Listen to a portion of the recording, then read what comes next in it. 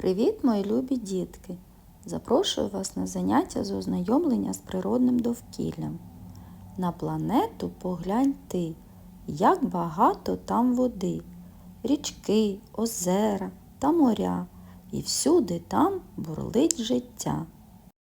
Найбільше під водою риб.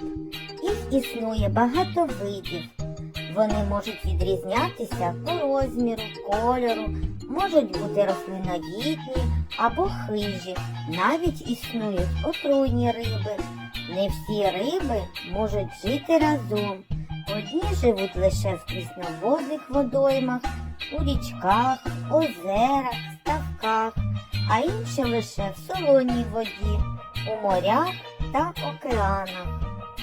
Пропоную вам, малята, завітати до загадкового підводного царства та зустрітися з мешканцями річок. Спритна, хижа і зубата, з довгим тілом і хвостом, виглядом своїм лякає, рибу в річках поїдає. Щука – річкова хижа риба. Забарвлення у щуки сіро-зелене, в цятку. Щука дуже ненажерлива, харчується в основному рибою, жабами, комахами.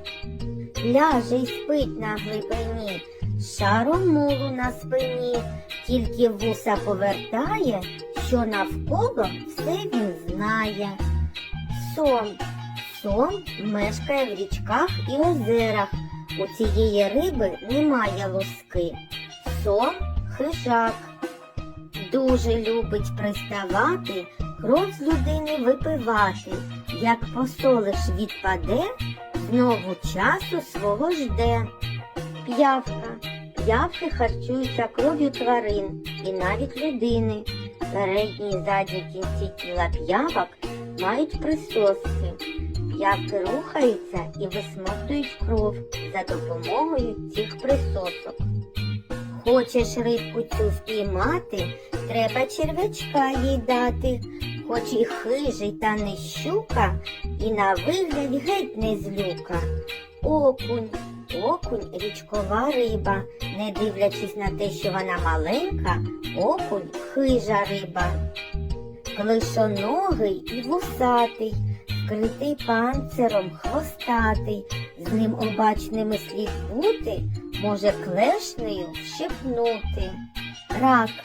Раки досить охайні істоти, які живуть у чистій воді, добре збагачені киснем. Плавають раки, як відомо, задом наперед і при цьому б'ють хвостом по воді.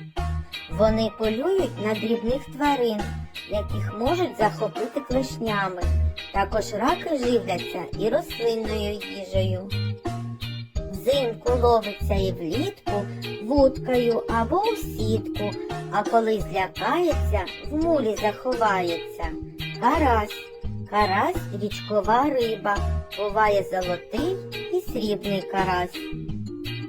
Щоб рибку цю впіймати, слід її нагодувати, наварити бараболі і гороху, що у полі. Короб мешкає майже у всіх водоймах України. Короб любить глибокі ділянки водойм з мулястим дном. Найулюбленіші місця проживання короба – затоплені луги і поля. Хоч малий, а силу має, з рук миттєво вискользає, схожий зовні на змію, має чималу сім'ю. В'юн багатьох відштовхує непривабливий зовнішній вигляд в'юна, що має змієподібну форму. До того ж, коли береш його в руки, він дуже слизький. В'юн веде осілий спосіб життя, зарившись у мул. Живиться личинками комах, черв'яками, дрібними молюсками. Ну ось і закінчилась наша з вами подорож підводним царством. Там так цікаво, тому тебе чекає ще багато захоплюючих розповідей.